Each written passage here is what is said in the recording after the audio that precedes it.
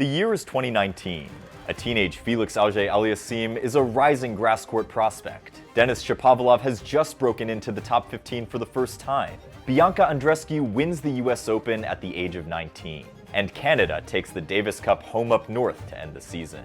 Cut to 2021. An 18-year-old Leylah Fernandez takes down Alina Svitolina and modern hardcourt queen Aryna Sabalenka en route to the US Open final. Shapo makes the Wimbledon semis, where he loses in straight sets to Novak Djokovic, but made all three of them extremely close. And Felix makes the last four at the US Open with a win over an injured Carlos Alcaraz included along the way.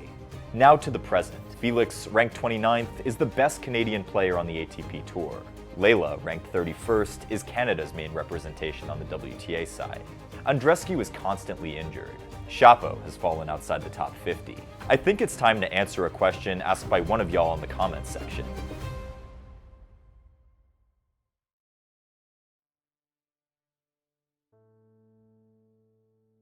A bit about the country. Canada is the second largest country in the world, smaller than only Russia. But in terms of population, Canada is 38th. And that's a lot of space for tennis courts, folks. Canada's main tennis program is called, fittingly, Tennis Canada. Tennis Canada is a non-profit organization that's a member of the ITF, and per their website, they pour their profits into development. I was planning to cover Canadian tennis as a unified body, but as it turns out, Canada is a huge country. Besides, while Canada has many highly ranked players, each one of them has their own distinct career with their own successes and issues. It's crazy to say now, but back in the late 2010s, the hype around Felix Auger-Aliassime was not unlike the Carlos Alcaraz craze in late 2021. And let's recall that Felix once led his head-to-head with Carlos 3-0. That's a badge of honor if I've ever seen one. Back when he was coming up, FAA looked every bit the ideal prospect. He had a huge serve, easy power, and moved well despite his big frame. In juniors, he dominated Stefanos Tsitsipas, who was already having a lot of success on tour. Here's Felix way back in 2020 after making the fourth round of the US Open, talking about the success of ATP Canadian tennis. I hope it inspires kids from our country, from our respective province and cities, and just to show them that it's possible, and that again we're showing that we're a country that can be dominant in the sport. And though Felix didn't explode into prominence the way Carlos did, he had plenty of success. In 2022, he played a dazzling 5 sets with Daniil Medvedev at the Australian Open. And although he lost that match after being up 2 sets, the level was sky high.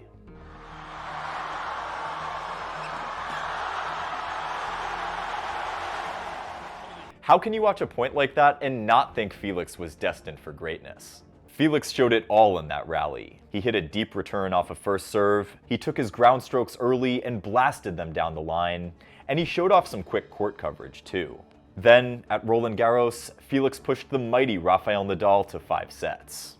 During the indoor season, he dominated, posting a win over Alcaraz and avenging that defeat in Paris to Nadal. Peak Felix is a truly awesome player. That big serve makes it difficult for anybody to get into return games, and he's got power from both wings, and with his speed and wingspan, he's also really hard to hit winners against. Sure, his return of serve was never all that, but he could more than compensate for that with his best attributes.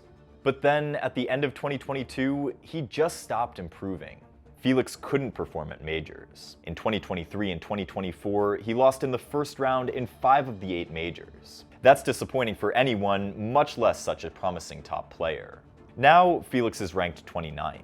He had a couple nice results in 2024.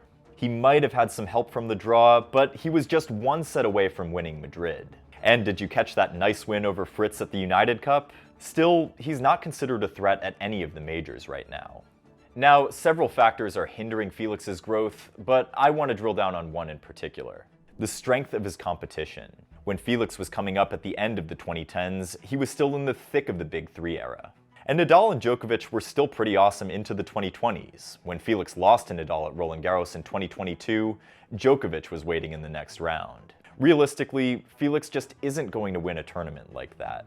And remember when we were talking about the next gen and wondering who among them would be the first to win a major once the Big Three retired? Yeah, well, Alcaraz and Sinner put a stop to that pretty quickly. I'm glad Dominic Thiem and Daniil Medvedev got their moments at the US Open because everyone else is still waiting. With Alcaraz and now Sinner coming up so fast, the window for ATP players like Felix to win a major between the greats of the game has been non-existent. Let's face it, if you're not a future Hall of Famer yourself, you're probably not going to beat someone who is to win a major. And by the way, the legends of the game have been gatekeeping the hell out of those majors. Felix has gotten some heat for not competing as intensely as some others, but I totally get it. Imagine waiting years for a business owner to lower the price of an exclusive club to a price you can afford, only for them to ramp it right back up when you think you finally have enough saved. It's easy to criticize Felix for not winning a major, and much harder to actually win one, so here's my challenge for you. Show me the specific major you think he should have won. I think you'll struggle to find it. Personally, I'm not sure what he could have done to win a major. He's made one major semi and lost in straight sets. Given that Djokovic and Nadal dominated the majors early in the 2020s, and Alcaraz and Sinner are dominating them now, there really wasn't a window for Felix the way we thought there would be. When it comes down to it, he just isn't as good as those other guys. And I don't mean for that to be a criticism. Basically, no one is. Also, we might have to stop using winning a major as a benchmark for success. Felix has made quite a bit of money, and he's engaged to be married. Considering that I just broke up with my girlfriend, that sounds like a pretty nice spot in life. For us fans, the players who win majors get the most attention, but tennis can benefit players in more ways than creating legends. It can also just be a job that pays pretty well at the top. And by that measure, Felix is doing just fine. And look, Felix could improve his return of serve, his shot tolerance, and prioritize showing up at majors with his A game. But I can't guarantee that he'd win a major even after that. All that said, Felix is just 24. There's still time. Let's admit it. When we saw an 18-year-old Denis Shapovalov topple Rafael Nadal at the 2017 Rogers Cup, we all thought he was headed for big things. The way he beat Nadal was incredible. He lost the first set, but managed to outduel Rafa in a third-set tiebreak, during one of Nadal's better years, no less. He's an explosive, entertaining player who can hit any shot in the book. Shapovalov's game was always a bit low margin for comfort. He hit an absolutely crazy jumping backhand, but the consistency of his rally ball left a bit to be desired. Like Felix, his return of serve always lagged behind the rest of his game, and he could get knocked off his focus a little too easily. But at Wimbledon in 2021, Shapo made the semifinals and brought his best against a guy named Novak Djokovic. Like most players in their first big match against a legend, Shapo lost. He gave a great account of himself, serving for the first set and pushing Djokovic hard in all three. Theoretically, a match like that provides a template for the losing player to improve. Djokovic played one just like it in the 2017 US Open final against Federer. You absorb the success, you use the idea of a rematch as motivation, and you keep going. But you also need a lot of mental strength to get over a loss like that. And Shapovalov hasn't been back to a major semifinal yet.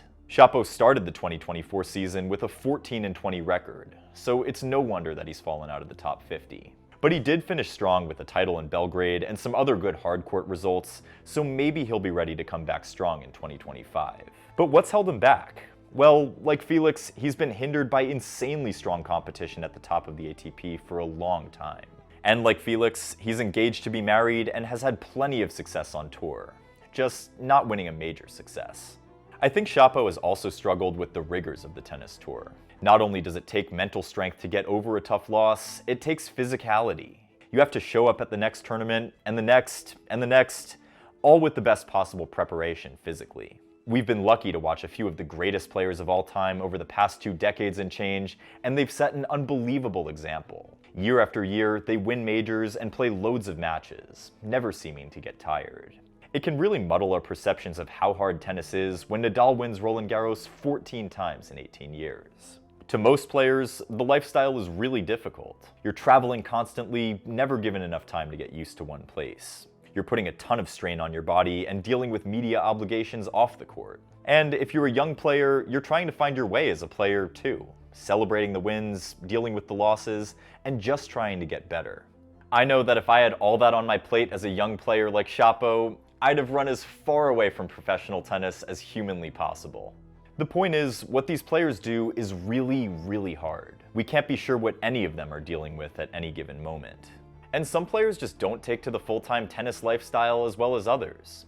I'd bet that most of these players on the tours now have suffered from some pretty severe forms of burnout at some point in their career, and I definitely count Shapo among that group. Bear with me through this part of the video, because honestly, I'm still sad about how much injuries have affected Andreescu's career. She's the most talented player we'll talk about today, and one of the most talented players on tour. I know, she doesn't have a massive serve, and tennis fans jokingly call her Thrianka because she usually can't get through matches in straight sets. But I know someone who she did beat in straight sets, and that's Serena freaking Williams in the 2019 US Open final.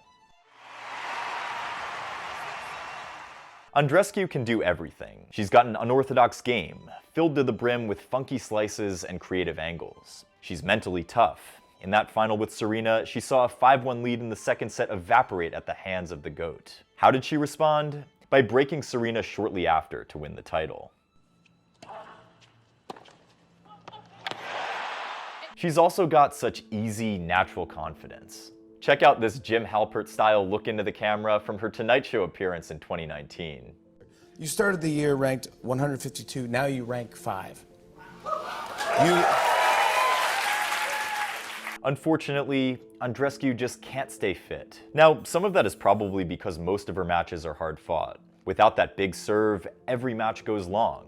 I also think her versatility often inspires her opponents to play their best tennis, a bit like when someone peaks against Carlos Alcaraz. So now, she has to play a lot of tennis, which increases the odds of an injury. But some of it is pure bad luck. If you watch challengers, you know that this here is Tashi Duncan levels of bad luck.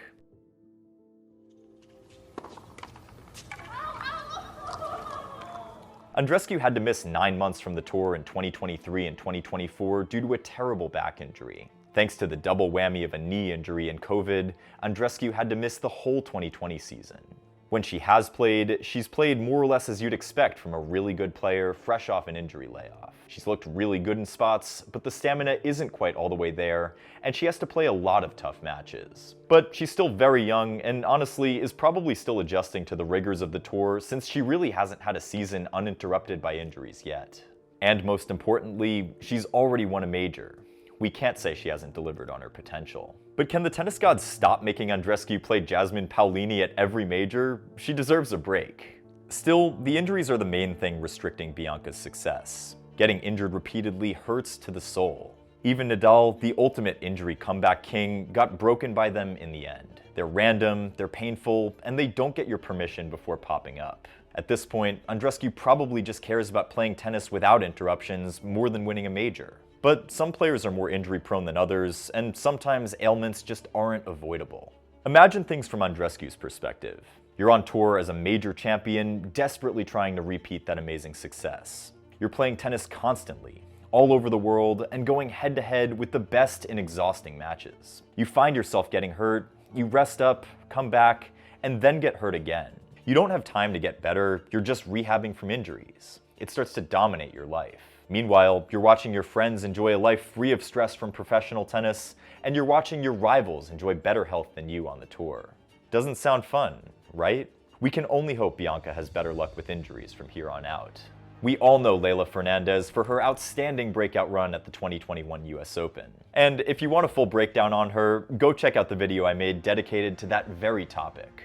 Leylah's got a wonderful, unique game. She doesn't have a single overpowering weapon, but always seems able to find a winner when she needs it, whether that's her forehand down the line or a sudden sharp angle off the backhand. Oh, and her mental strength is extraordinary. You can bring up any of her matches in that US Open run, but the one that sticks with me is actually her loss to Martina Trevisan at Roland Garros in 2022. We learned after that match that Fernandez was playing on a grade 3 stress fracture in her foot. Despite that, she broke Trevisan to stay in the match, won the second set, and even turned the third into a brutal grind after trailing 4-love. Doing all that while dealing with what must have been agonizing pain is seriously impressive. Now, let me say that I don't recommend playing with such a serious injury. You'll probably make it worse, and I think Fernandez did, since she didn't play again until August that year. But that match taught me that Fernandez has an uncommonly fierce determination to win, even among the hyper-competitive pros. That determination, combined with her ability to hit clutch shots in demanding situations, makes her a unique mental force. Fernandez is still ranked 31st in the world and is just 22 years old, so there's not much to complain about with regards to her career. Sure, she hasn't replicated her quest to the US Open final, but runs that special are often once in a lifetime. I have a theory about why Fernandez, and to a lesser extent Andreescu, have struggled. And hold on to your hats, because this is going to sound a little weird.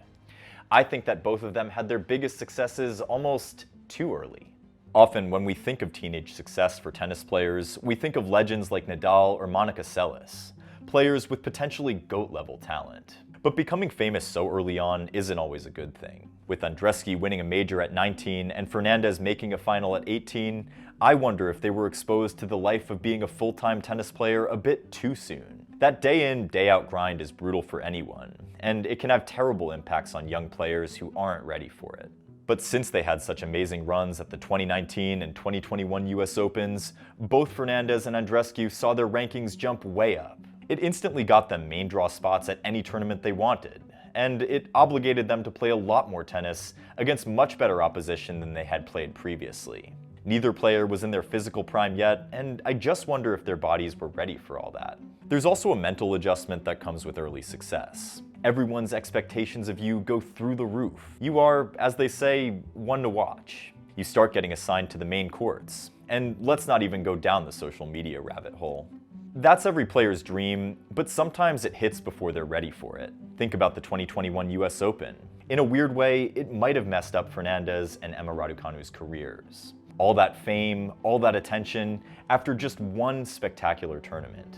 It can't be easy, and it totally interrupts the usual arc of a tennis player's career. That tournament was so remarkable in so many ways, but maybe it would have been better for Fernandez if it happened when she was 29 and not 19. Think about it with regards to your own career. Picture your wildest professional dreams and imagine yourself achieving them not in a few years or decades, but right now. Sounds great, right? Well, once the initial buzz wears off, you'd find yourself in a pretty overwhelming situation, with the responsibilities you'd never expected to have so soon. You'd be doing the work of a grown-up as someone who still felt like a kid. The Canadian ATP players share the burden to some extent. Felix has been a hyped prospect since his teens, and Chapo got a win over Rafa Nadal at just 18 years old. That's a very early age to have such expectations placed on you. Your early and mid-20s are a time when you should still be trying to prove yourself, not already feeling like a disappointment. And going back to the elite competition the ATP men face, the WTA players don't have it much better right now. Iga Swiatek has Roland Garros securely locked up. Aryna Sabalenka is establishing an empire on the hard courts. So Wimbledon seems like the best chance for the field, but it's harder to master grass so early in one's career. If a WTA underdog is going to win a major in 2025, it's probably fair to say that they'll have to beat Iga, Aryna, or Rybakina. And I just don't think that Andreescu or Fernandez are in a position to do that at the moment. One-time major winners will continue to break through because the best-of-3 format is much more conducive to upsets and the WTA is so deep. So that said, I wouldn't rule out Andreescu or Fernandez to win a major in the future. It's just important to keep in mind how hard it'll be. Thinking about it from the player's perspective, if you're ranked between 20 and 40 and have made a great living already, are you really going to spend every second you can trying to chase down the best players in the world? It's what fans want from players, but realistically, I can't say I would. But what about you? Let me know in the comments. Okay, so let's go back to Javier's theory that started the whole idea for this video. I gotta admit, this gave me a good laugh. Thanks, Javier. But you're selling your country's tennis players a little short. Chapo made the semis at Wimbledon, Felix has had success on outdoor hard courts, and Andreescu literally won the US Open. Sure, the Canadian player's success lately skews to the hard courts, but that's not necessarily a bad thing. Look at Sinner. While I don't think any of the players in this video will be winning Roland Garros anytime soon, they're a little bit more than indoor GOATs. Now, having said that, watch Layla go and win in Paris in 2025. So to sum it all up, there's no intrinsic problem with Canadian tennis players. If Alcaraz got hurt and struggled for the next couple of years, we could easily ask what happened to Spanish tennis. Canadian tennis is just in a lull. These players are great. They've just had some bad luck and are struggling with the game like athletes from any other country. Andreescu gets the last word. Tennis just kicks you right in the butt sometimes.